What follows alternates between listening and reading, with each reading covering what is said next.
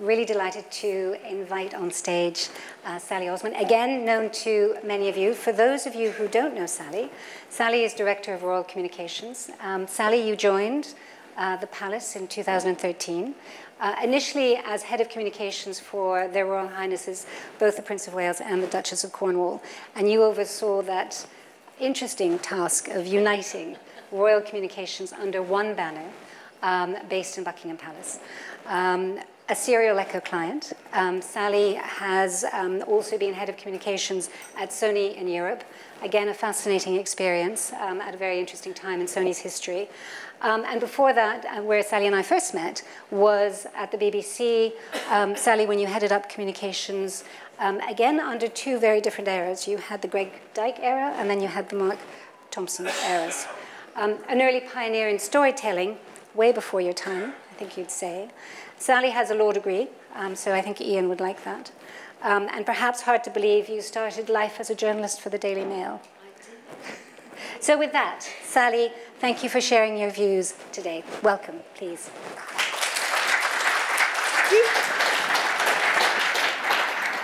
Maybe I should clarify that I call it the Daily Mail Charm School. Not for everybody, but anyway, there we are.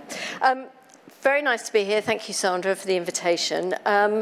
I think I'm going to throw a slightly different perspective on all of these themes that we've been talking about from the point of view of the institution I'm in at the moment. Ian talked about time frames. Well, monarchy kind of has its own sort of time frame in many respects, and its own pace that is quite different to business and the political world, because it's a perspective and a horizon that stretches back centuries and will hopefully stretch forward centuries as well. And what that allows the institution to do is take a very long view on certain things about what it does and how it exercises its purpose. Often it's sort of gentle nudges on the tiller, really, that ensure transformation over a very long time frame. And innovation is quite subtle. The innovation and the transformation comes very much in kind of what we do and how we do it, rather than the core purpose itself. And it's different, the pace of the institution is different from the people who populate the institution. And the generations, there's a difference there as well. So, you know, the Queen, 92, still very much at the helm. She's not retiring or going anywhere soon. The Prince of Wales has talked recently, his 70th birthday tomorrow, about banging on about plastics for the last 40 years. And, you know, again, the pace and the momentum with the dukes and duchesses of Cambridge and Sussex is different again. So it's really sort of interesting to see it from this point of view. So I'm going to touch a little bit on kind of what is the purpose of modern monarchy. We don't teach the Constitution in our schools anymore. So there are an awful lot of people who just don't understand kind of what the Queen's job is, or what the Sovereign's job is, and where it sits in our unwritten Constitution. You know, the job of me, my colleagues, the professional people around the monarch and the monarchy is very much to keep the ship sort of on course, gently nudging that tiller every now and again, making sure the compass is set fair. And in the context of a changing society, which has many, many sort of dimensions and challenges, to ensure that the institution and the individuals continue to be relevant and valued in the public eye through what they do and how they do it. Because remember, we're kind of dealing with a brand that isn't a brand. We're dealing with some of the most famous people in the world who are not celebrities, but we're also dealing with a family and we're dealing with the royal court. So in between all of that, we have to find our purpose. If there's only one slide I show you today, it would be this one. Obviously, following the amazing events over the weekend. And if a picture tells 1,000 stories, I think this one does, because it really shows one of the core dimensions of the purpose of monarchy, and that is unity, about bringing people together. and about the Queen's role, which is about often being that sort of lightning rod for the way that the nation, and not just the nation, but all the other realms that she is Queen of, 16 in total, including the UK, of being that sort of reflection back in terms of emotion and identity. It also reflects those kind of the key roles that she plays of duty. Duty to her subjects, duty to the world, and for the whole of the royal family, which is essentially about being in the service of others. Prince Philip once said back in the 60s, apparently, that if anybody thinks the monarchy exists to benefit the monarch, then they've got it profoundly wrong. It exists to benefit the people. And that's what it's there for, and that is very much the kind of the guiding compass for all members of the royal family. But this lightning rod symbolic role that the Queen plays is really important in good times and bad, and she's often invoked, not necessarily almost as an individual, but as a symbol, you know, when the going gets tough. Scottish referendum was one example. The Sun tried to invoke her in the Brexit debate very early on, and you know, questioned her reputation for impartiality, which of course we fought very, very hard on, because you know she spent 65 years sort of building up that reputation for impartiality. But it means that she can play a role in good times and bad. So she is able to go to the hospital in Manchester or to Grenfell Tower literally days after disaster, and it calms things down, and she can do it whereas others can't. It's also, you know, she's there in good times as well. You know, just remember the Bond moment, which, I mean, people still remember with huge affection. And the other thing about monarchy's kind of time frame is that for those of you who are students of storytelling and the science of storytelling, you will know about inciting incidents, those things that happen that change a story forever. Now, in the monarchy's case, there have been some pretty big inciting incidents over the centuries, not least a beheading of a king, through to the Commonwealth and then the Restoration. We had then, you know, George III's loss of America, and madness, a lot of good things as well, wars, abdications, unforeseen, untimely deaths, including George VI and obviously Princess Diana, the Windsor fires. All of these, over a long period of time, have gently nudged that tiller and taken the monarchy to the place where it is today, where it still has relevance and resonates with an awful lot of people, and still has kind of popular approval, often between about 75% and 80%. Not that we do polling anymore, because it actually barely changed over about 30 years. Just to add a little bit more to, you know, the Queen's role, the institutional role. One of my favourite pictures of recent years, which went with a documentary which was about an initiative called the Queen's Commonwealth Canopy.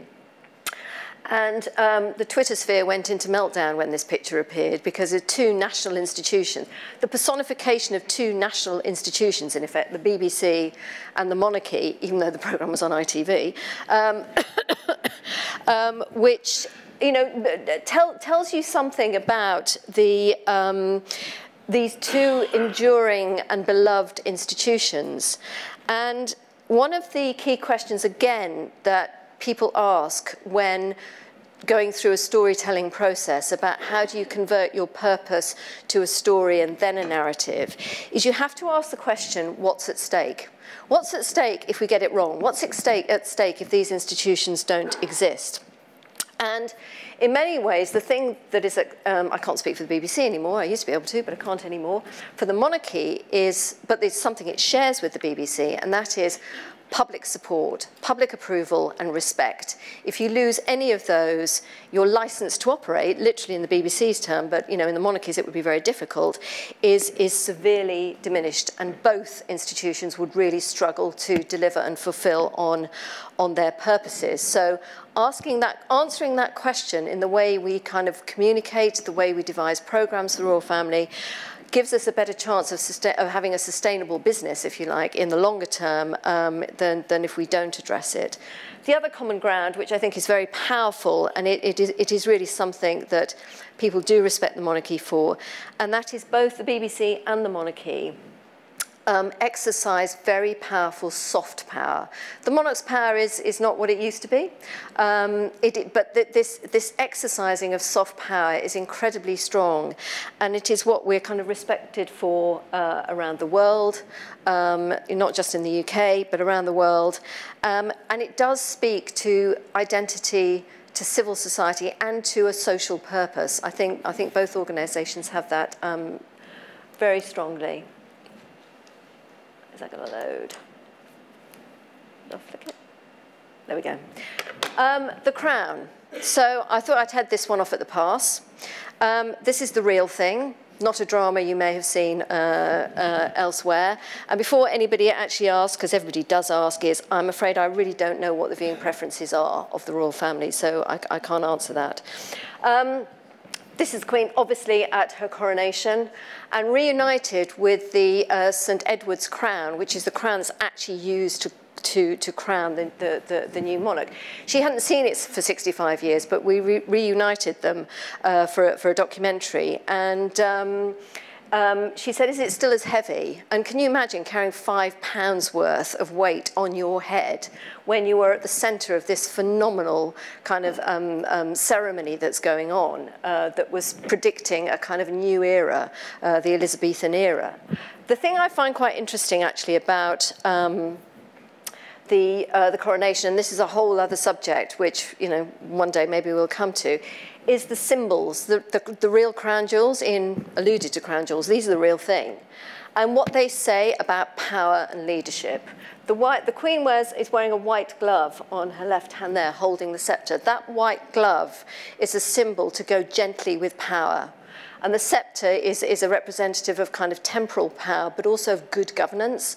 You know, I think there are lots of lessons to be learned over the years about kind of what the crown jewels tell us about how we exercise leadership. I'm also quite ashamed to admit, in many respects, that when I did join the royal household, I now realise there was a heck of a lot I really didn't know and didn't understand. And it comes back to that point about, you know, part of our job is trying to make the purpose of monarchy real, and make sure that it kind of has real meaning for people. I mean, the Queen has many jobs: head of state, head of nation, which is a very interesting role because it's quite emotional. It is what we saw on Sunday. Head of Commonwealth. You know, there were 8 countries in the Commonwealth when she came to the throne. There are now 53. If that isn't transformation over 65 years, I'm not quite sure what is. I feel quite passionately that there is sometimes a mission to explain. One of the most powerful moments I've had in my time at the royal household, very emotional, was at the Commonwealth Heads of Government meeting in April this year. In the ballroom at Buckingham Palace, the Queen welcomed 53 leaders into her home. And as she entered the ballroom with the Prince of Wales, they all stood, and the audience stood, and gave her a 5-minute standing ovation as a way of saying thank you for the service she has given. And, you know, that is the power of what she does, the purpose. It's unity. It's about expressing the values that unite rather than disunite. The values that are reflected by all of the royal family, really, which is about compassion, it's about trust, it's about continuity, it's about stability. And they all use that very much as their sort of guiding light. A colleague of mine actually said just before I joined, you have to understand it's a lot more than about hats and handbags and frocks and ceremony. There's real substance to what monarchy does. Of course, the essential purpose of monarchy is to be above politics.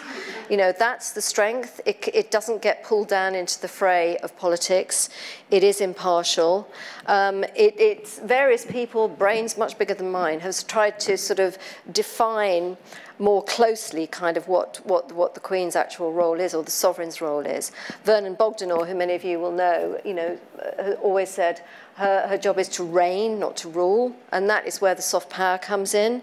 The Victorian essayist always said that the monarch has 3 rights: to be consulted, to encourage, and to warn. And sometimes, wouldn't we all love to have been that fly on the wall, you know, in the sort of the audiences she's had with 13 prime ministers now, in terms of how those different things have played out.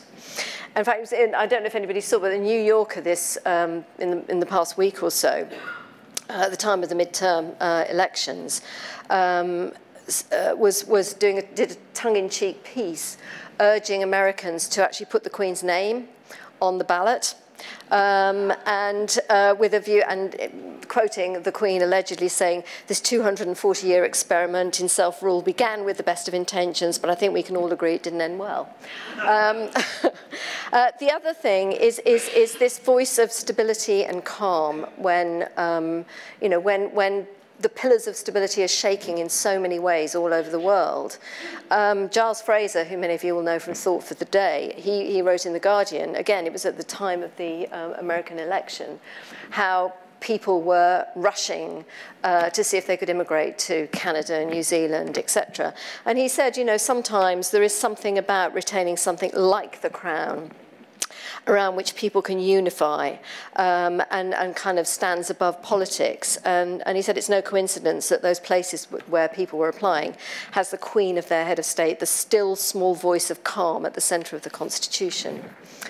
But obviously the story of monarchy is bigger than just the Queen. Whoops, just the Queen. This is kind of another visual representation, really, of kind of where our story is. I mean, the story of monarchy is about continuity in many respects. Arguably, it's also about regeneration. I mean, here we now have 3 generations sort of stretching forward. And there's great strength in that because they're all doing it differently. Again, the Duke of Cambridge kind of alluded to it in the documentary marking the Prince of Wales' 70th birthday.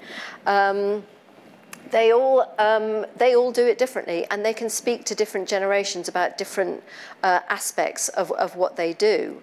And what they do is first and foremost supporting the Queen, representing the Queen, and then using the power they have, the soft power they have, the influence they have, the convening power they have to make a difference to people's lives. It's that sense of duty, it's that public purpose again. And the different generational styles have huge benefit. The Prince of Wales is, you know, acknowledged as a charitable entrepreneur, has created some amazing charities like the Prince's Trust, like Business in the Community, that do fantastic work.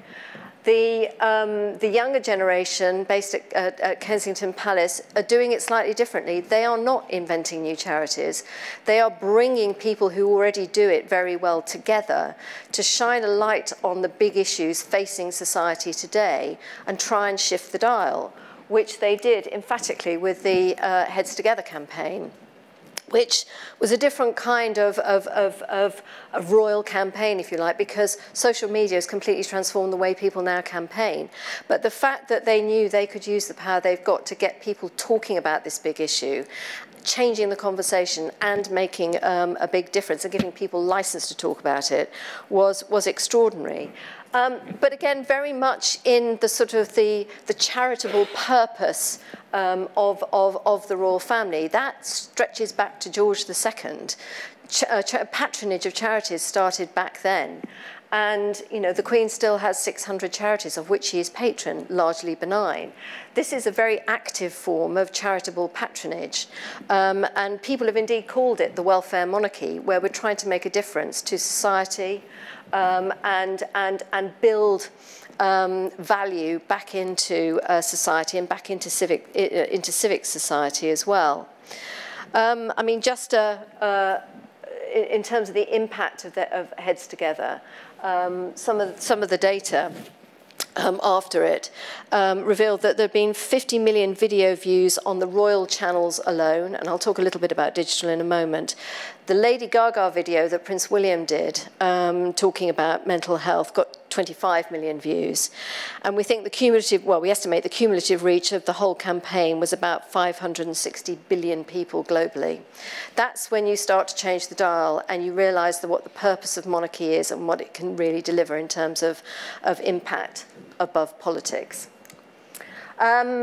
again, just, you know, the patron's lunch was for the Queen's 90th birthday to celebrate all 600 patronage she has. And Stuart Etherington, Sir Stuart Etherington, who many of you will know from the National Council for Voluntary Organisations, you know, made this quote or gave this quote about the power of sort of charity and charitable giving in this country is in no small measure down to the Queen and the royal family's example. And the Duke of Cambridge, sort of more recently, said that, you know, the family don't do charity because it looks good. They do it because charity is not an optional extra in society. Again, underpinning that sort of purpose of the monarchy and of the royal family. And that charities nurture, repair, build and sustain our society. So the social value of what the royal family do is big. It's not always in the big campaigns. It can be in the very small stuff, which is hugely valued by communities and who they go and meet, for whom it's, for many, it's a kind of, it's the best day of their lives. It is in the opening the hospital ward, opening the school, planting a tree, taking a bouquet off a child, unveiling the plaque. Those small things are still very important in terms of building social value.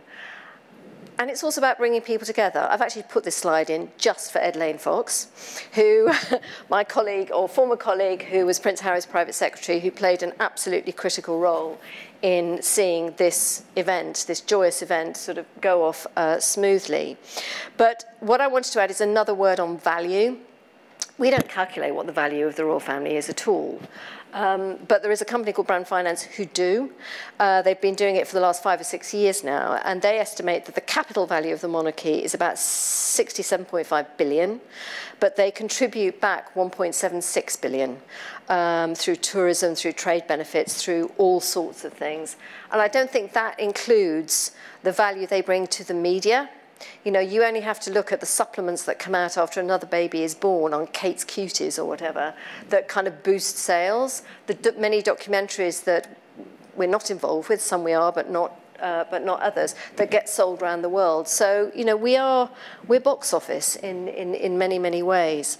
Just a few quick words on media.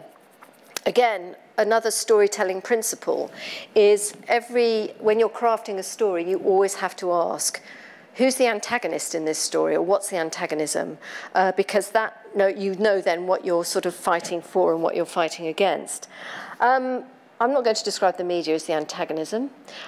We need them as much as we need them. But of course, like many organisations, we're dealing with multifaceted jigsaw of communications and media.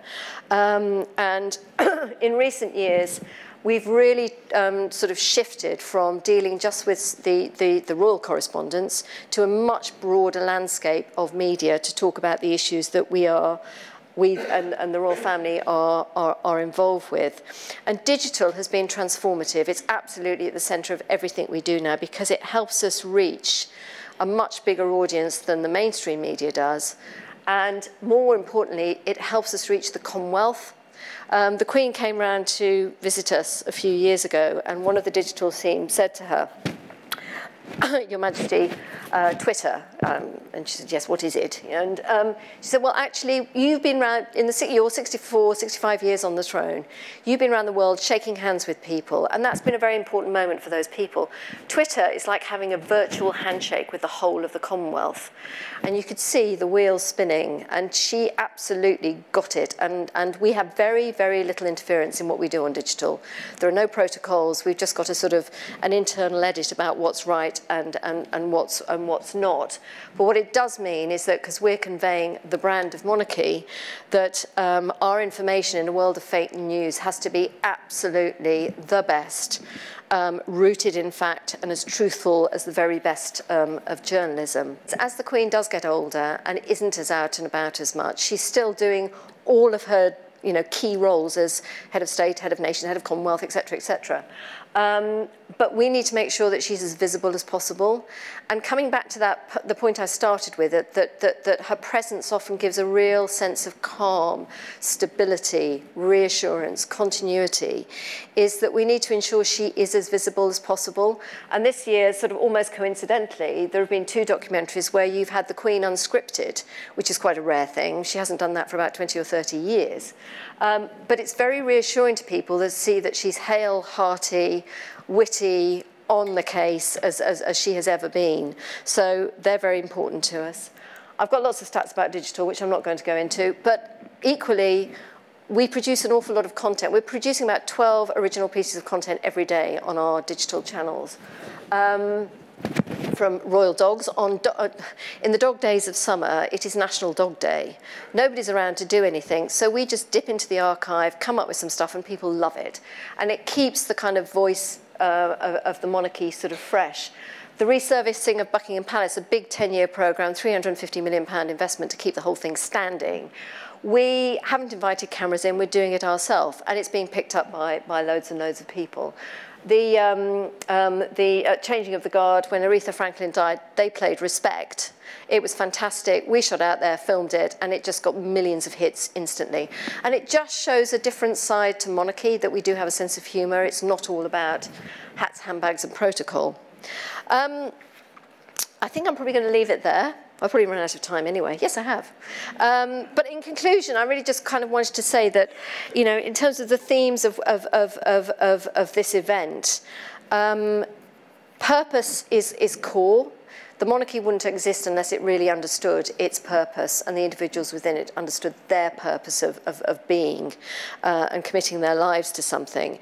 We have to constantly reappraise the meaning of monarchy and how we communicate that purpose in a very, very sort of fragile, tumultuous context, and to continually demonstrate its purpose, relevance and value in a constantly changing world in much more creative ways. We have to be very creative in the way that we think about doing it to different constituencies, because after all, purpose means absolutely nothing unless the people it has real meaning for your audiences out there, whoever they may be. And it's only when they play it back at you and they play your story back at you is when you know you've hit the bingo. Bullseye, bingo. Mixing my metaphors. Anyway.